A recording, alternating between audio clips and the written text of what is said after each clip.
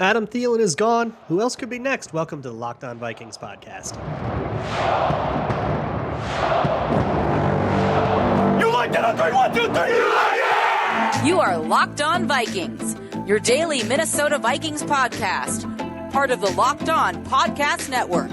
Your team every day. Hello, everybody, and welcome to the Locked On Vikings podcast. Big week here on the show, so thank you so much for making Locked On Vikings your first listen of the day, each and every day, whether there's news or not. But boy, there is a lot of news. I am your host, your pal, and the kid you copied off in math class. My name is Luke Braun. You can find me on Twitter at Luke Braun NFL. The show is on Twitter at Locked On Vikings. You can also find this show on Amazon Fire or Roku. If you would like to watch it on your smart TV, just download the Locked On Minnesota Sports app. And we have a ton of stuff to get to in this show. The big news over the weekend, or at least since last time we talked, was official. Adam Thielen will have his release on March 15th or whatever it is for the 2023 season. It is not a post-June move, so the Vikings are taking all of the dead cap at once, setting up, maximizing for 2024. There's also no real word on the Zadarius Smith thing, which we talked about on Friday. We have news about possible Kirk Cousins things, possible Dalvin Cook things. Cam Dantzler was cut. Ross Blacklock took a pay cut, and other moves that we're still just kind of waiting in limbo as of this recording. Who knows? Maybe it'll happen 10 seconds after I finish. That we have to kind of go over everything. So there will be a lot of odds and ends here. Also, it's Mock Draft Monday. I didn't forget. All right. So I did a little mock draft for you. That'll come later in the show. And we should talk about Bud Grant a little bit too. But let's get to the roster stuff first. And the first thing is Adam Thielen. Adam Thielen will be released. He'll hit free agency. He's released in the middle of the contract, so there's no compensatory free agent stuff going on, which is a bummer because I think he will get a decent payday. It sounded like I went over this in a lot of detail, right? If you go and listen to the thing about the first episode I did about Harrison Smith and Adam Thielen, they're in similar situations where it's kind of pay cut or we cut you, and why a pay cut may have made sense for Adam Thielen. I'm terrible at guessing contracts, so the fact that I got that wrong doesn't surprise me at all. But I just wanted you to understand the system that we're working in, which is there is a certain amount that Adam Thielen thinks he will get, and there's a certain amount that the Vikings have offered him in terms of a pay cut. Whichever one is higher is going to determine which one he does. So we have our answer now. Adam Thielen has determined that what he thinks he will get on the market is more than what the Vikings were offering him. And that's all it is. It's just business. There doesn't have to be anything contentious about it. I know Adam Thielen's wife posted something on Instagram. I promise you don't have to worry about that. All right. And don't be creeps on social media with players' families. All right. But I think we should, instead of going into that, we should.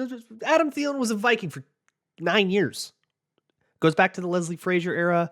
I think he ends up third all time in a whole bunch of volume stats. He was a fixture for a decade in the Vikings. I have a Thielen jersey. A lot of you have Thielen jerseys. Hometown kid. There's that picture you've all seen of him in the Randy Moss jersey. A Minnesotan to the core. And sure, he'll do a retirement tour somewhere else. He might even do a retirement tour with a division rival. I can see it. I could see any of those of the other three NFC North teams signing Thielen, to be honest, and that will hurt emotionally. But that doesn't take away from his legacy here at all. And I think when all is said and done, fast forward 10 years from now, right? What if Thanos blips some of us and we come back 5 years later? What kind of attitude will we see toward Adam Thielen? I don't know. I think it'll be pretty positive. I think he'll be pretty well remembered in the long term. And I mean, he'll never have to buy a drink in the state of Minnesota again, right? But the day it happened, there was so many people trying to police how everybody else should feel about it. And look, this is a show. This is an information show, right? I'm trying to be an informative host about here's what you need to know and what happened and all that stuff. But also, I'm a fan, and I feel like fan to fan, we got to talk. So professionals, journalists, this one ain't for you. All right, you can sit out. People who do this for a living who might listen to the show. This is for fans, all right? From one fan to another. Don't tell a fan how to be a fan. It's okay. Like a lot of people were just like bummed that Adam Thielen, like, oh man, he was my favorite. Now he won't be a Viking, and that's sad. And I saw a lot of people taking that, I think, a step further than it was, which is like, well, you guys wanted cap space. This is what has to be done. That's the hard truth. Why can't you handle the hard truth? And it's like everybody knew that this has been reported for like 2 weeks. This was close to happening. That the pay cut discussions were leaning toward Adam Thielen being cut. They were leaning toward Harrison Smith not being cut, although the attitude on that has changed a little bit, by the way. I don't know. The whispers seem to be a little bit more uncertain. So I have absolutely no idea what happens with Harrison Smith. We just have to wait and see. But again, just know the system that we're working in. He has been offered something, and he is deciding whether or not he thinks he will get more than that on the market. That is the system here. Or he will get more than that by a significant enough margin to be worth, leaving the team that he's played for his whole career. And I'm sure that when you get older, that starts to mean something. But I don't think it means a ton, like monetarily. Like if the difference is maybe I get an extra $500K, like it's probably not going to be worth it. But if the difference is, a few million, then yeah, sorry, love you guys, but I'm going to go play for the Raiders or whatever, right? So I just don't want people to think like we can be sad about Adam Thielen and also understand that there is an efficiency to this that the Vikings are after. And it is a very inefficient cut. They're taking $13.5 million in dead cap, which might be what they have to do. I think there's a couple of failures here we can genuinely criticize the Vikings for. A, failure to find a trade partner. I think you probably could have. I know he's a little older, and I know that his production declined last year, but nobody's taken the contract. You're not getting anything back. And two, there was the restructure last year was probably, they're getting punished for that a little bit, but I don't know if that makes that restructure a bad move. Because again, like that restructure enabled stuff like getting Zadarius Smith in the building, right? Like it's all so interconnected that if you take that move out of the equation, does last year's offseason actually look better? And I don't think the answer to that is yes. And chasing the rabbit on it would be too long and too boring of an exercise for me to be interested in it. But it does, yeah, they're now paying the cost. So it did come with a cost. And I think we could all acknowledge that at the time, and we can acknowledge that with stuff like restructuring Brian O'Neill now. That's part of it. Still worth it, but it's not a costless thing. But really, there is a world where we can understand the logistics of it and say, okay, they didn't want to pay that big number to Adam Thielen. That's inefficient. So we're going to do something a little more efficient. Okay. And I will also say they didn't have to do it to get under the caps. This is not about the cap limit. This is about $19 million for Adam Thielen's insane. That's a crazy cap number, and we can shave 6.5 off of it if we get rid of it. And the idea, okay, $6.5 million goes further elsewhere than Adam Thielen. That is the bet that they are making, which again, meh. I don't know how I feel about it. And I think post-Juning it because of all of the money in 2024. I've gone back and forth on it a lot this offseason. I think you go back and listen, but I think that was definitely worth thought. But whatever, they didn't do it. And they'll be set up a lot for 2024. But we can still like mourn the exit of a player that we like without it being some kind of, Vikings fans just can't let go. They're just hanging on to the past and they just can't let go and move on. Like, no, we'll move on, but it's sad, man. And it's okay for it to be sad. It doesn't mean that you necessarily have to disagree with the move. You can think about those two things on separate axes. And that's all I wanted to say about Adam Thielen. The other two pieces of roster news, they're pretty quick. Ross Blacklock took a modest pay cut. He now costs what I believe is his minimum, the least he can possibly cost. However, there are playtime incentives where he can earn that money back. So it's not a full-on pay cut. And it's $683,000. This is nickels and dimes. But you will probably see, it's so weird to like grasp the nickels and dimes when they're still like 9 million over and like big moves haven't happened. So we don't see how the little moves fit in. But I think there will be a moment in like May or even like as the season starts where we'll see, okay, here's where they're at. Right. Or like, here's why they did that. Here's where that money fit in, but whatever. So they had Ross Blacklock take a pay cut of $683 million, but there are playtime incentives to potentially earn it back. Those incentives are almost certainly not likely to be earned incentives, which means they don't count toward this year's cap. If he hits them, they will take out of next year's cap. But if he doesn't hit them, then they don't get paid at all, right? So if he plays more than he did last year, he gets that money, and that becomes a $683,000 cap penalty on 2024. Again, it's all nickels and dimes. You don't have to worry about it too much, but there's that. And Cam Dantzler was cut. That saves almost $3 million to cut him. A lot of people were really, really shocked by that. I'm not going to say I expected it. I was like ready to go into camp. You figured they'd take him into camp, right? And I was ready to go into camp and say he's my surprise cut. Everybody has that question. Hey, who's your like cut we don't see coming? And mine was going to be Cam Dantzler. I think after 3 years of information, he lost his job to Holton Hill in 2020. He lost his job to Bashaud Breeland in 2021. And last year he lost his job to Duke Shelley.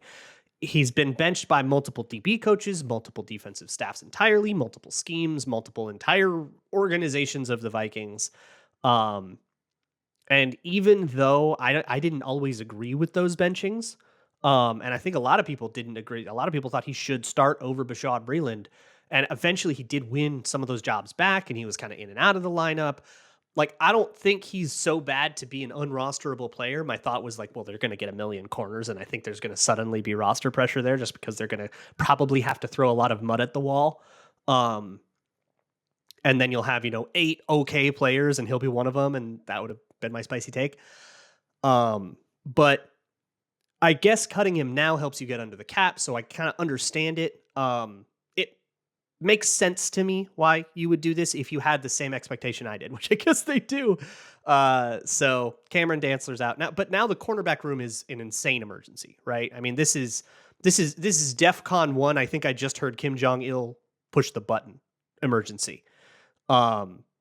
Where your two corners who have made a team are Caleb Evans and Andrew Booth. Even if you have the highest of high hopes for those guys.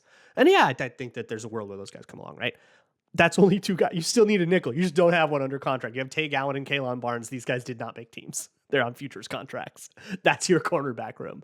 So I would expect the Vikings to go super hard on cornerback in free agency as tampering opens. Maybe as you listen to this, maybe you're listening to this the morning before as tampering opens this afternoon. So that'll be really fun. But there's other news. There's so much. There's mock drafts. Oh God, we have to get through so many things. This is going to be the most jam-packed episode of Locked On Vikings ever. So come hang out.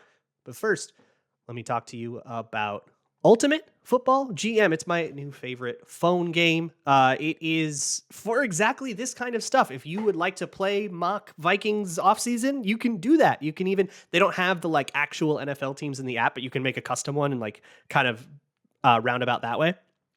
And you can run an offseason. You can sign the right coaches, sign the right free agents, negotiate contracts, do the draft, make your trades. You can even like have a player that you draft, go through 15 seasons with him. He retires, he becomes a coach, and that guy can be your head coach. You could go through 30 years like wrapping your franchise around one guy. It's all very fun. Off-season kind of simulator, team simulator, because you actually do have like games and stuff.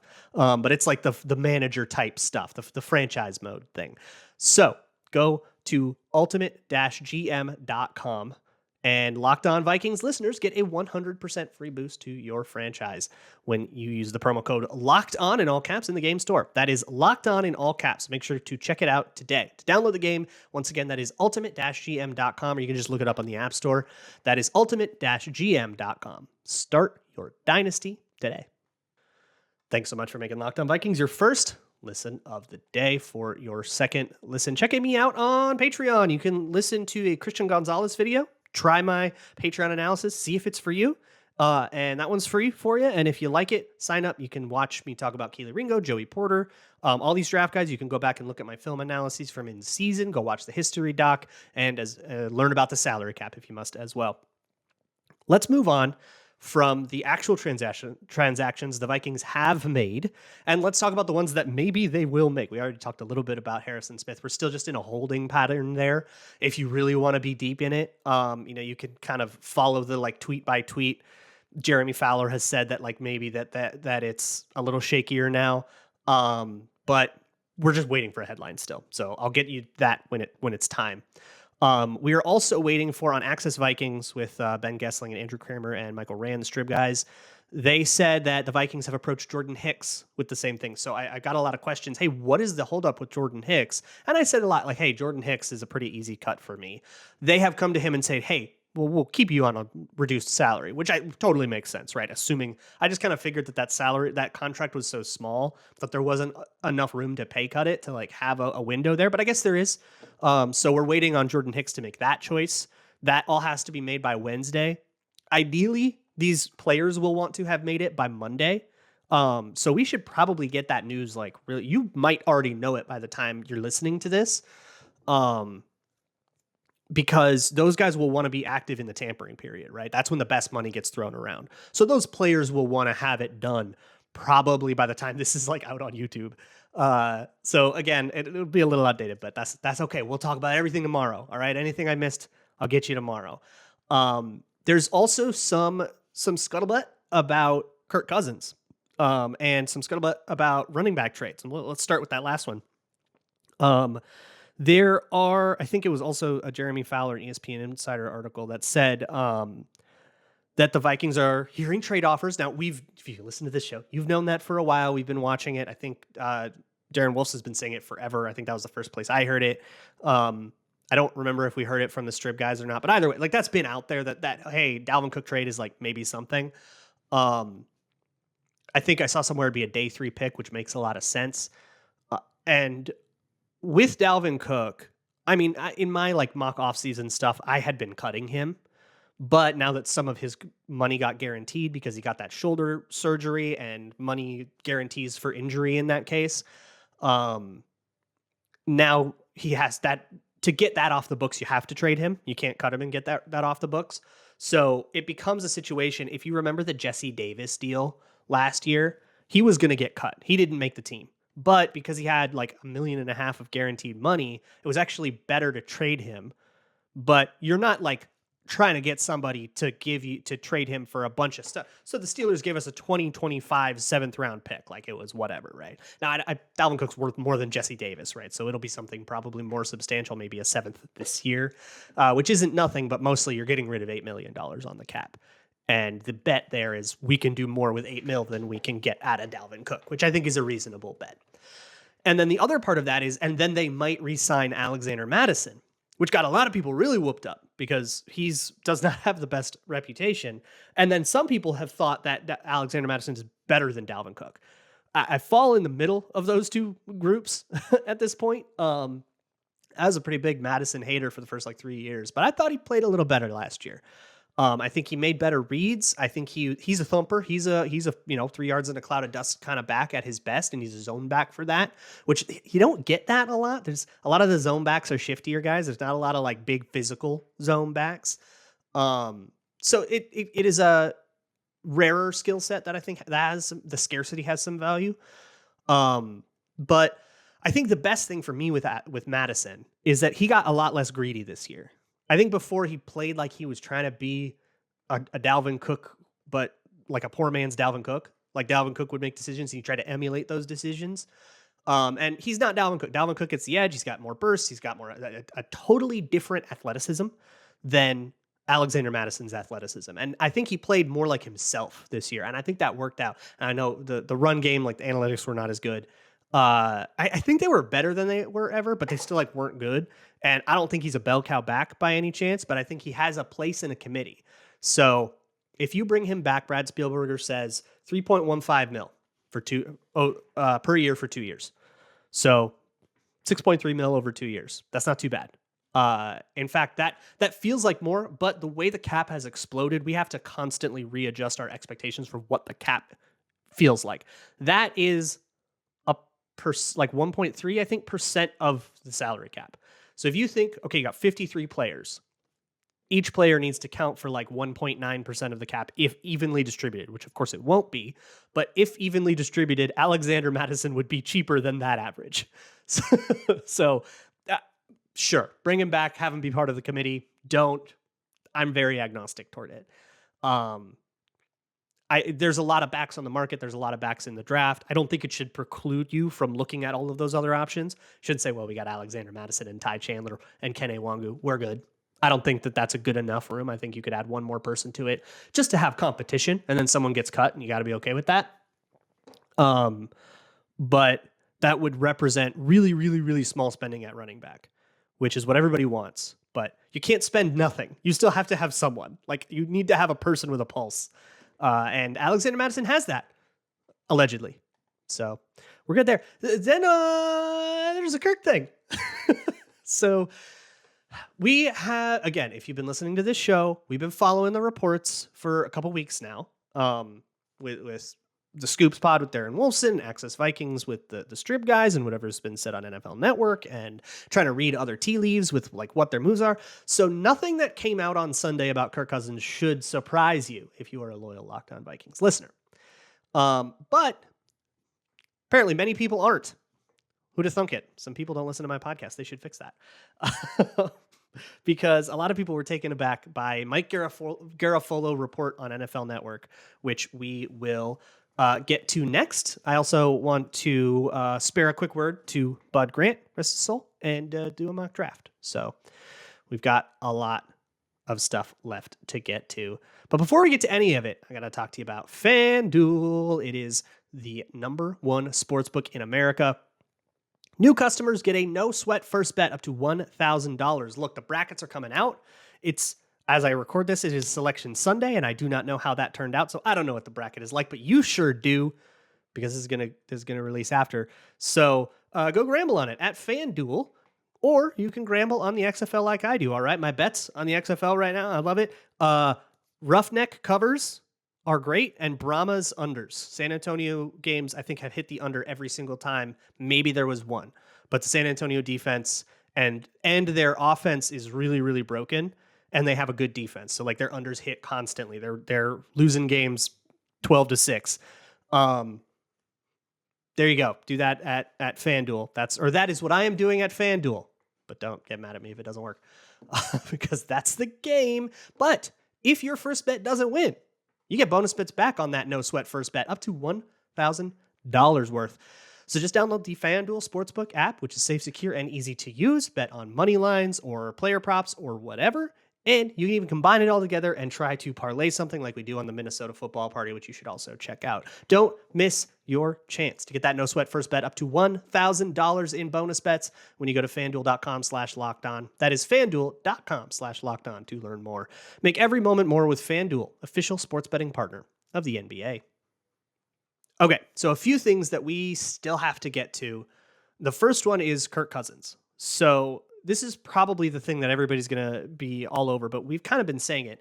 Mike Garafolo went on NFL Network, and he basically said the Vikings have talked to Kirk Cousins about a contract extension. Those talks are not very far along.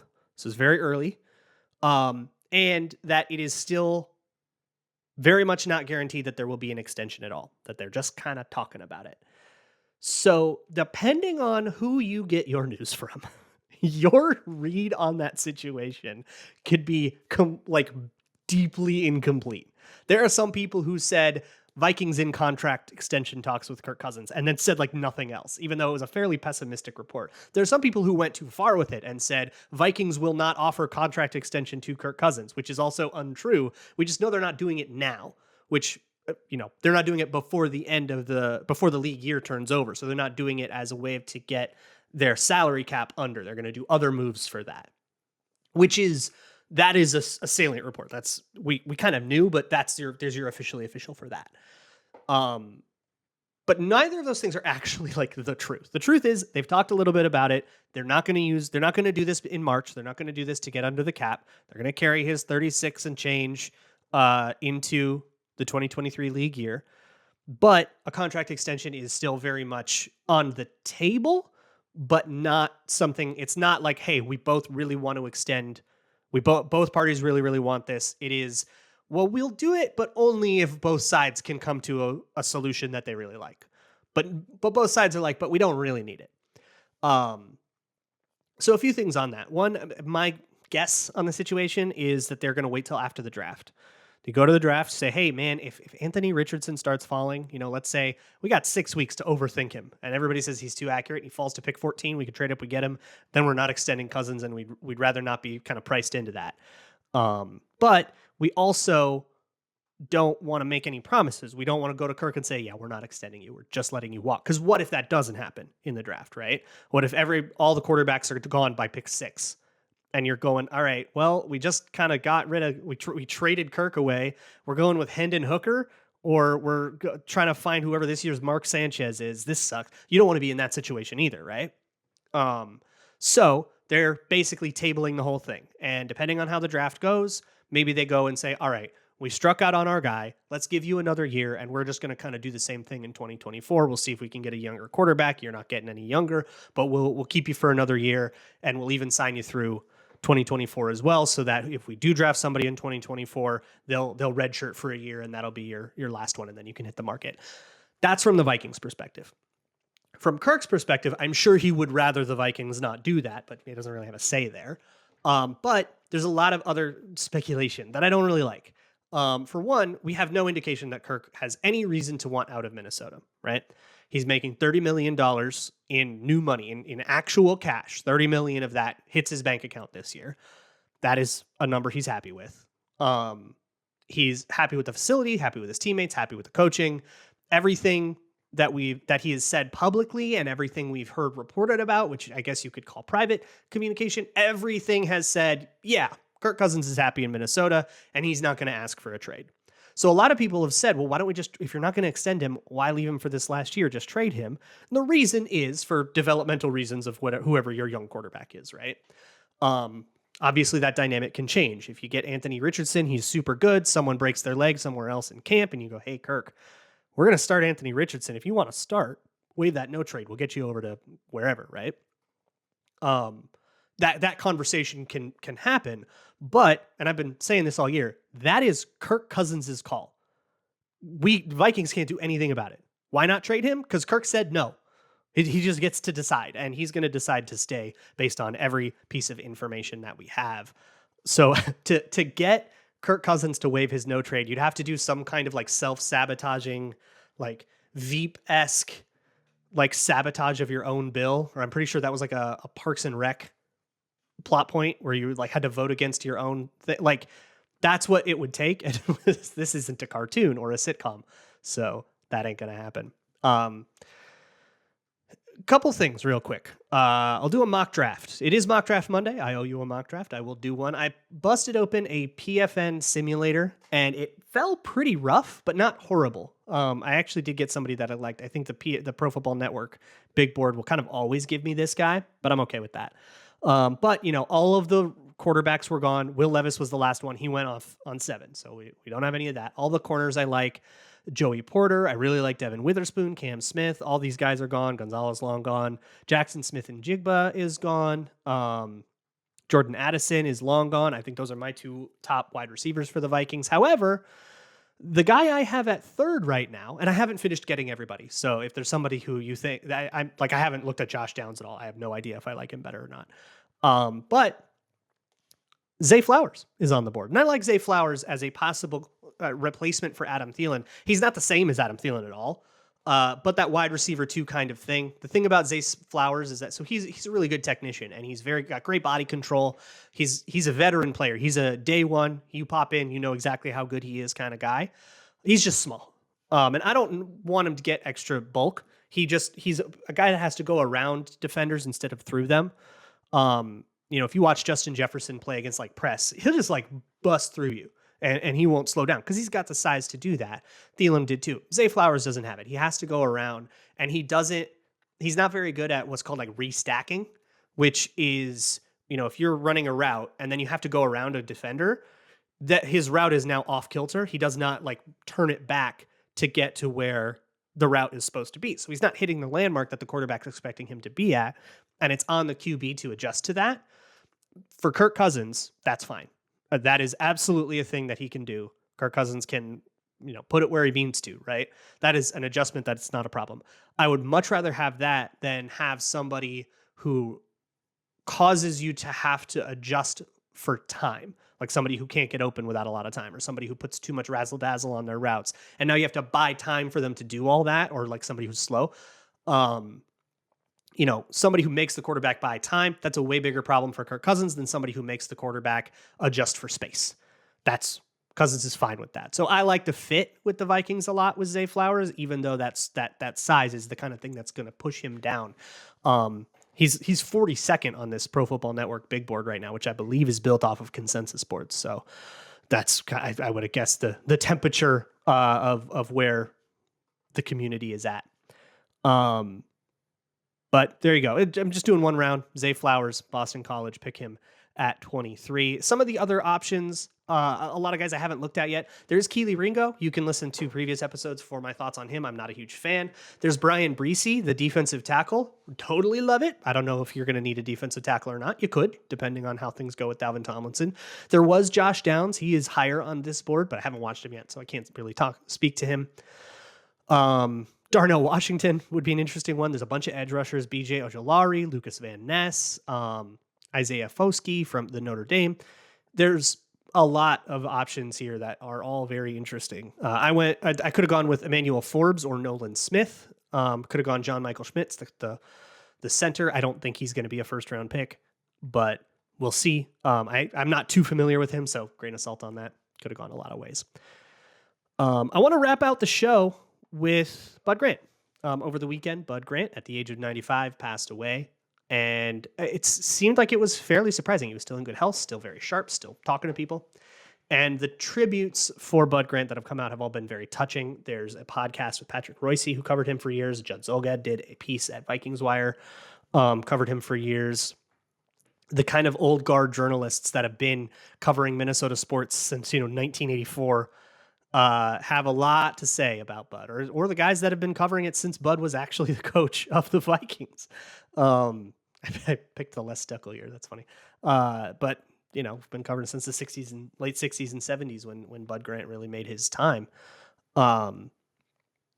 He had an outsized impact on Minnesota. So he is Minnesota sports, not only because he was just such a Minnesota guy, outdoorsman. He embraced the cold quite a bit. There's all these old stories of players that you couldn't have heaters. Keith Millard said like he couldn't wear gloves at practice, and they never practiced indoors. Like they were going to be an outdoor team. And that's hilarious coming from Keith Millard, who joined the Vikings after they were in the Metrodome. They were an indoor team by then, but Bud Grant was like, nah, we're still practicing outside. And that's the kind of thing that he was. But he also had a great and deep respect for the players. There's so much about leadership that you can learn from Bud Grant. There's a great clip that was going around about Fran Tarkenton, from Fran Tarkenton, and then some quotes from Bud. And they basically amounted to, to truly have success, you need your players to believe that it's their success, that it's on them, that they get the credit if it's their thing. And, there's different schools of thought on that. I would say Bill Belichick probably disagrees with that, and that's a decent perspective. But Bud Grant's point is, he had players rallying for him, and it's because it was their legacy. You're fighting for yourself, and you'll fight hard for yourself rather than for some authoritarian guy that, you'll fight harder for your own legacy than you will for the privilege of not getting yelled at. And Bud Grant would light you up. He would yell at you. He would do that thing. I mean, he was a military guy. And he would lead like a military guy, but there is a way to do that. That's pretty well documented in the NFL. And, he will be missed. Even though he's 95, it still kind of feels too soon. It was wild for how old he was. He had a great relationship with Kevin O'Connell and Kwesi Adofo-Mensah, met with those guys weekly. And there's something very endearing, I guess, is the best word I can come up with it, that he was 95 and he still couldn't step away from the game. He tried to step away from the game in 83, had to come back because of the Les Steckel year. Really stepped away from coaching in 85, came back as a consultant. He's been a consultant ever since, still has his office in the new TCO, and he would meet with those guys and advise them and counsel them. Just a guy who couldn't leave it. That's not something you do because you have to, or because you need the money or whatever. That's something you do because you just can't exist outside of the sport. And there's something so endearing about that to me, a guy who just, I love the sport so much. And it's a lot to see Bud Grant, love it that much too. So tomorrow is tampering.